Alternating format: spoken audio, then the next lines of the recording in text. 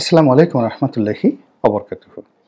সম্মানিত দর্শক, এই মুহূর্তে বাংলাদেশে বেশ কয়েকজন রাজনৈতিক নেতা, তরুণ নেতা, তাদেরকে নিয়ে ভীষণ আলোচনা হচ্ছে, বিতর্ক হচ্ছে এবং তারা সবাই ঝুঁকির মধ্যে আছেন, নানা রকম ঝুঁকির মধ্যে আছেন। এক নম্বরে যদি আমি কারো নাম বলি, তিনি ব্যারিস্টার ফুয়াদ। এবি পার্টির তিনি সাধারণ সম্পাদক। ব্যারিস্টার হিসাবে তিনি তার যে কর্মজীবন মূলত শিক্ষকতা দিয়ে তার কর্মজীবন শুরু এবং পরবর্তীতে তিনি এই রাজনীতিতে এসেছেন। আইন অঙ্গনে তার কতটা আ ভূমিকা ছিল বা কর্তৃত্ব ছিল বা আইন প্র্যাকটিসে তিনি কতটা অগ্রগামী ছিলেন তা আমরা হয়তো অনেকেই জানি না। এমনকি তার ব্যক্তিগত যে পেশা, শিক্ষকতার পেশা সেটা নিয়েও হয়তো অনেকে জানেন না। আমি ব্যক্তিগতভাবে যেহেতু তার সম্পর্কে জানি, এজন্য আমি এটা জানি। যেহেতু তিনি ইংল্যান্ডে গিয়েছেন, ব্যারিস্টারি পড়েছেন, ঢাকা বিশ্ববিদ্যালয়ের আইন অঙ্গনের ছাত্র ছিলেন, আইন বিভাগের ছাত্র ছিলেন। দুটো বিষয় এখানে খুব ধরে নেওয়া হয়। ১ নম্বর হলো যে তিনি ভালো ছাত্র, ২ নম্বর হলো ভালো একটা মধ্যবিত্ত বা উচ্চ মধ্যবিত্ত পরিবারের তিনি সন্তান। নচেৎ পকেটের টাকা খরচ করে ইংল্যান্ড থেকে বার করে আসা তার পক্ষে সম্ভব ছিল না। ৩ নম্বর হলো যে তিনি একটা নীতি নৈতিকতা মেইনটেইন করেন।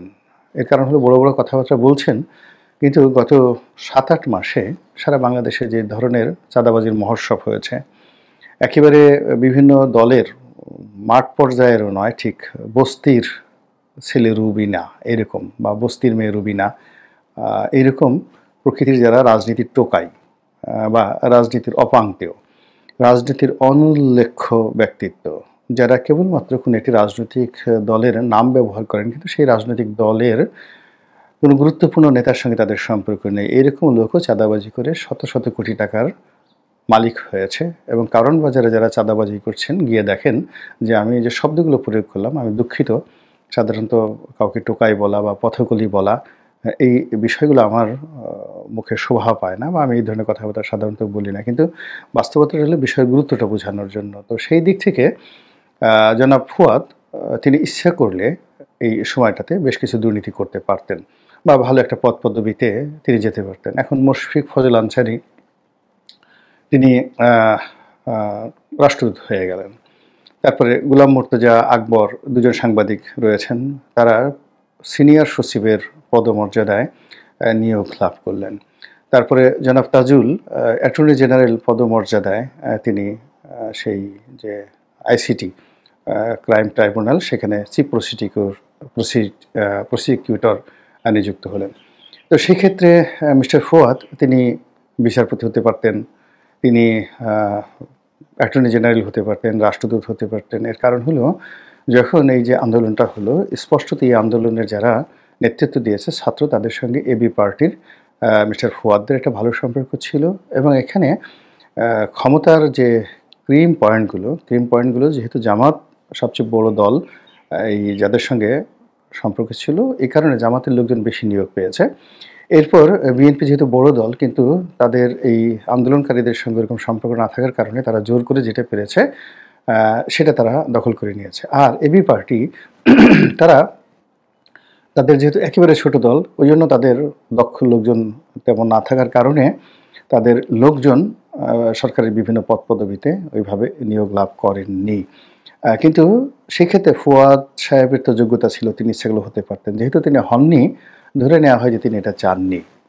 যদি তিনি চাইতেন সেটা তিনি পারতেন। অন্যদিকে হাসনাত এবং সার্জিস এই দুজন আছেন। তারপরে আরও বেশ কয়েকজন মহিলা নেতৃত্ব আছেন, তরুণরা আছেন। তো এদের অবদান অনেক অনেক বেশি, অনেক অনেক বেশি। আমি সাধারণত এদের সম্পর্কে কখনো নেতিবাচক কথা বলিনি আর বলতেও পারবো না। অনেকে তাদের সম্পর্কে বলেন যে তারা দুর্নীতি করেছে। তারা দুর্নীতি করলে অসুবিধাটা কী? বাংলাদেশের সবাই যেখানে নাক ডুবিয়ে দুর্নীতি করছে, যে সমস্ত লোকজনের সাথে আওয়ামী লীগের কোনো সম্পর্ক নেই, তারা আওয়ামী লীগের নাম ভাঙিয়ে ৪০০ কোটি টাকার পিয়ন যদি ৪০০ কোটি টাকার মালিক হতে পারে, তারপরে যে সমস্ত লোকের সাথে বিএনপির কোনো সংযোগ নেই, এখন আপনি গিয়ে দেখুন ঢাকা শহরে আন্ডারওয়ার্ল্ড কারা নিয়ন্ত্রণ করেন এবং এরা সবাই তারেক রহমান সাহেবের সাথে একসময় খুব ভালো সম্পর্ক ছিল, কিন্তু বর্তমান সময়ে বিএনপির সাথে এবং তারেক রহমান সাহেবের সঙ্গে কোনো সম্পর্ক নেই। কিন্তু সন্ধ্যার পরে গিয়ে দেখেন এদের এক একটা অফিসে শত শত গাড়ি সেখানে বসে থাকে।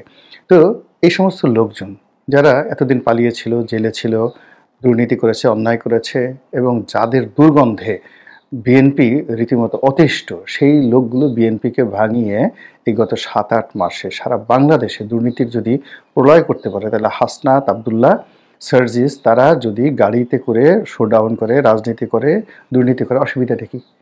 আপনি দুর্নীতি সবাইকে বন্ধ করেন, তাহলে এদেরকে দুর্নীতি তারা করবে না। তারপরে আপনি তাদের ব্যাপারে নিয়ম নেন। কিন্তু আপনি সবার জন্য দুর্নীতি উন্মুক্ত করে রেখেছেন। আর এদেরকে বলতেছেন তারা সাধু হবে। এই জিনিসগুলো হয় না। আমাদের এই যে বাঙালির যে মন মানসিকতা, এই মন মানসিকতার কারণে কিন্তু আমরা সবসময় ডুবেছি। আমরা একই লোককে চাই যে তিনি ভালো উচ্চাঙ্গ সঙ্গীত করবেন, একই সঙ্গে তিনি ভালো নাচবেন, আবার একই সঙ্গে তলোয়ার নিয়ে তিনি মারামারি করবেন, কলম নিয়ে তিনি আবার লেখালেখি করবেন, আবার মসজিদে গিয়ে তিনি ইমামতি করবেন, আবার ওয়াজের ময়দানে গিয়ে ওয়াজ করবেন। অর্থাৎ একই অঙ্গে বহুরূপ, সব্যসাচী রূপ আমরা চাচ্ছি। তো সেই দিক থেকে এই যে সার্জিস, মাহফুজ, তারপর ফুয়াদ, তারপরে হাসনাত আব্দুল্লাহ, বোঝার চেষ্টা করুন যে তাদের বয়স কত। এদের মধ্যে বোধহয় ফুয়াদের বয়সই তুলনামূলকভাবে বেশি, বাকি সবাই ৩০-এর নিচে তাদের বয়স। তো ৩০-এর নিচের বয়সে আপনি আমি কি করেছি? এই ঢাকা শহরে অনেক ধনীর দুলাল রয়েছে, এখন গিয়ে দেখবেন ২৭-২৮ বছর যাদের বয়স এখনও ফিডার খাচ্ছে, সারাদিন বিড়াল করলে নিয়ে ঘুরে বেড়াচ্ছে, বিড়ালের গু পরিষ্কার করা, বিড়ালের লেজ নিয়ে খেলা করা, তারপরে শেষে সারাক্ষণ ১০টা-১২টা বিড়াল তারা লালন পালন করে, অনেকে কুকুর পালন করে, তারপরে শেষে অনেকে আরও কিছু সেই টিয়া পাখি, ময়না পাখি এগুলো নিয়ে তারা সময় কাটায়। তো সেখানে গ্রাম্য নিম্ন মধ্যবিত্ত পরিবার অথবা দরিদ্র পরিবার থেকে এসে এই সকল ছেলেরা মেয়েরা ঢাকা বিশ্ববিদ্যালয়ের মতো বিশ্ববিদ্যালয়ে পড়াশোনা করেছে, চান্স পেয়েছে এবং ঢাকা বিশ্ববিদ্যালয়ের অন্য ছেলেরা যখন কেবল নিজেদেরকে নিয়ে ব্যস্ত, তখন তারা জাতীয় স্বার্থ এবং ছাত্রদের স্বার্থকে প্রাধান্য দিয়ে তারা কোটা বিরোধী আন্দোলন করেছে। কোটা বিরোধী আন্দোলন করতে গিয়ে তারা জুলুম অত্যাচারের শিকার হয়েছে। আপনি আমি যখন সবাই গর্তের মধ্যে, তখন তারা রক্ত দিয়েছে। আর সেই ছেলেগুলো এখন একটা সুসময় পেয়েছেন। তারা কেউ বিয়ে করছেন একটা ভালো জায়গাতে, ভালো একটা পাঞ্জাবি তারা পড়ছেন, কিংবা কেউ তাদেরকে সাহায্যের জন্য ব্যবহার করছেন। আমাদের মতো ব্যবসায়ীরা, আমাদের মতো রাজনীতিবিদরা, আপনি অবাক হয়ে যাবেন যে এই সার্জিসদের অফিসে গিয়ে বিএনপির কত বড় বড় নেতারা গিয়ে বসে থাকে। আপনি এটা কল্পনাই করতে পারবেন না। বিএনপির কত বড় বড় নেতারা একটি কাজের জন্য সার্জিস মাহফুজদেরকে টেলিফোন করে যে অনুনয় বিনিময় করেন, ওই রেকর্ড যদি ওরা প্রকাশ করে দেয়, অনেকের লুঙ্গি থাকবে না ঠিক মতো। তো সেখানে আমরা সবাই মিলে এই ছেলে মেয়েগুলোকে যে চাপ দিচ্ছি, সেই চাপ যদি তারা সহ্য করতে না পারে, তারা ভেঙে পড়ে, তাহলে বাংলাদেশের যে ইতিহাস, নতুন একটি ইতিহাস, সেই পুরো ইতিহাসটা রিভার্স হয়ে যাবে।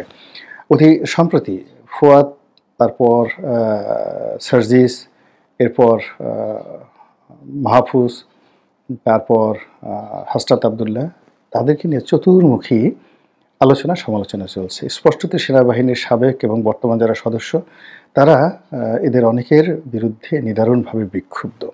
অন্য সময় যদি হতো, শেখ হাসিনার জমানায় যদি হতো, এদেরকে এতদিনে গুম করে ফেলা হতো, এদেরকে আয়নাঘরে ঢুকিয়ে ফেলা হতো, এদেরকে থাপড়িয়ে এদের পিঠের চামড়া খুলে ফেলা হতো, মুখের দাঁত ৩২টা টেনে টেনে সাঁড়াশিদে তুলে ফেলা হতো। কিন্তু এই কাজটি বর্তমান সময়টিতে সম্ভব হচ্ছে না। সম্ভব হচ্ছে না এই জন্য যারা এই কাজটি করার ক্ষমতা রাখে, এটার জন্য তাদের যে কর্তৃত্ব বা কৃতিত্ব, নট লাইক দ্যাট। এখনও পর্যন্ত কিন্তু মাঠ গণ অভ্যুত্থানের পক্ষে আছে। আমি মাঝে মধ্যেই যে আপনারা যারা আমার ভিডিও দেখেন, আমি কমেন্টসগুলো চেক করি। তো চেক করাতে গিয়ে দেখি যে না, এখানে যখনই আওয়ামী লীগের পক্ষে কোনো কথা বলা হয়, শেখ হাসিনার পক্ষে কোনো কথা বলা হয়, মুহূর্তের মধ্যে মানুষ ঝাঁপিয়ে পড়ে। আওয়ামী লীগের অনেক লোক আছে, তারা পজিটিভভাবে আমার আলোচনা শুনেন এবং পজিটিভ কমেন্ট করেন, তার সঙ্গে সঙ্গে নেগেটিভ কমেন্টের সংখ্যা কিন্তু এখনও পর্যন্ত অনেক অনেক বেশি। ফলে আওয়ামী লীগের যারা লোকজন মনে করছেন যে শেখ হাসিনার জনপ্রিয়তা বেড়ে গেছে, আওয়ামী লীগের জনপ্রিয়তা বেড়ে গেছে, নট লাইক দ্যাট। অন্যদিকে শেখ হাসিনার জমানাতে যে সমস্ত পুলিশ কর্মকর্তা, সেনাবাহিনীর কর্মকর্তা, র্যাব কর্মকর্তা শেখ হাসিনার দোসর হিসেবে, তারপর গত ১৫ বছরের যে শাসন ব্যবস্থা, বিশেষ করে ১৪ থেকে ২৪, ১০ বছর যেটাকে ফ্যাসিস্ট রেজিম বলা হয়, তো তাদের দোসর ছিলেন এবং এখনও পর্যন্ত আছেন। তারা এখনও মোরালি সেই শক্তিটা অর্জন করতে পারেননি। যদি সেই শক্তি তাদের থাকতো, মোরাল ক্যারেজ থাকতো, তাহলে এই হাসনাত, মাহফুজ বা এখন যে সার্জিস, তারপর ফুয়াদ, এদের একটা পশমও কিন্তু আমরা খুঁজে পেতাম না। তো এই যে ঘটনাগুলো ঘটে যাচ্ছে, এই ঘটনাগুলোর মধ্যে আমাদের অনেকেরই শিক্ষা নেওয়ার যথেষ্ট সুযোগ রয়েছে। যারা তরুণ বিপ্লবী রয়েছেন, তারা ইতিমধ্যেই বুঝে গেছেন যে কোনটি করলে কী ধরনের প্রতিক্রিয়া হতে পারে। এখানে আমার একটা বক্তব্য হলো, রাষ্ট্রের কতগুলো সংস্থা, বিশেষ করে বিচার বিভাগ এবং যাদের হাতে অস্ত্র রয়েছে, পুলিশ, আনসার, তারপরে তারপরে সেনাবাহিনী, বিজিবি, আসলে এদের সঙ্গে ঝামেলায় জড়ানো যায় না। গণ অভ্যুত্থানের ওই সময়টিতে বা বিশেষ, বিশেষ মুহূর্তে হয়তো তাদেরকে জিম্মি করা যায়। যেভাবে পুলিশকে টানিয়ে রাখা হয়েছে, থানা লুট করা হয়েছে, ওটা ওই গণ অভ্যুত্থানের সময় সম্ভব। কিন্তু সাধারণ অবস্থায় পুলিশের একটি পশম স্পর্শ করা কিন্তু সম্ভব না। এটাই হলো রাষ্ট্রের প্রোটোকল। আর সেনাবাহিনী তো আরও অনেক ঊর্ধ্বে। আপনি চিন্তা করুন, এখানে ফুয়াদ বা সার্জিস এদের অবস্থার চাইতে কোটি, কোটি গুণ শক্তিশালী ছিলেন জনাব, আরও বেশি, শত কোটি গুণ শক্তিশালী ন্যাশনালি অ্যান্ড ইন্টারন্যাশনালি তিনি হলেন জনাব ইমরান খান, যিনি পাকিস্তানের প্রধানমন্ত্রী এবং মানে সারা দুনিয়াতে ক্রিকেটার হিসেবে, প্রধানমন্ত্রী হিসেবে, ভালো মানুষ হিসেবে, সফল নেতা হিসেবে তার অনেক সুখ্যাতি রয়েছে। কিন্তু সেই মানুষটি কিন্তু সেনাবাহিনীর সঙ্গে পারেননি। এখন তার নিজের জীবন শেষ, তার স্ত্রীর জীবন শেষ, তার রাজনৈতিক দলের অস্তিত্ব শেষ পাকিস্তানে। এইভাবে আপনি যদি থাকসিন সিনাওয়াত্রার কথা চিন্তা করেন, খুবই জনপ্রিয় একজন থাইল্যান্ডের প্রধানমন্ত্রী ছিলেন এবং তিনি এতটা জনপ্রিয় যে দেশ থেকে তিনি এক্সাইলে চলে গেছেন। তার বোন কেবলমাত্র তার নাম ব্যবহার করে তিনিও প্রধানমন্ত্রী হয়েছেন। কিন্তু তারা কেউ টিকতে পারেনি। এর কারণ হলো সেনাবাহিনীর সাথে তাদের সম্পর্ক ভালো ছিল না। এরপরে পার্শ্ববর্তী রাষ্ট্র মায়ানমারের কথা চিন্তা করেন। এমনকি ভারত, আমরা ভারতীয় গণতান্ত্রিক দেশ বলি, কিন্তু ভারতের মিলিটারির কিছু, কিছু বিষয় রয়েছে, কিছু, কিছু স্টেট রয়েছে, সেখানে স্বয়ং নরেন্দ্র মোদীর কথাও বা রাজনাথ সিংয়ের কথাও একজন মেজর শোনেন না। জেনারেল তো দূরের কথা, একজন মেজরও শোনেন না।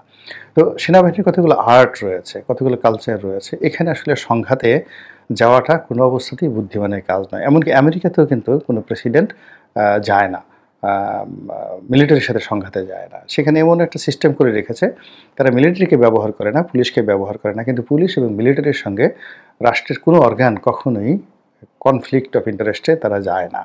তো সেক্ষেত্রে তরুণ বন্ধুরা যারা আছেন, তারা যদি কথা, কাজ, কর্মে আরেকটু ধৈর্যশীল হন, আরেকটু সহনশীল হন এবং আচরণে আরও সংযত হন, তাদের জন্য আরও অনেক সুন্দর ভবিষ্যৎ অপেক্ষা করছে। অন্যথায় তারা যে পরিণতির মধ্যে পড়ে গেছেন ইতিমধ্যে, সেই পরিণতি থেকে বের হওয়াটা সত্যিকার অর্থে খুব কঠিন একটা বিষয়। আর যদি তারা এই সময়টাতে কৌশলী হন, আর কৌশলী হয়ে এই যে বর্তমান যে পরিবেশ পরিস্থিতি, এখান থেকে বের হয়ে আসতে পারেন, হয়তো রাজনীতিতে তাদের জন্য অনেক ভালো কিছু অপেক্ষা করছে। আল্লাহ আমাদের সবাইকে হেদায়েত দান করুন এবং হেফাজত করুন। আসসালামু আলাইকুম ওয়া রাহমাতুল্লাহি ওয়া বারাকাতুহু।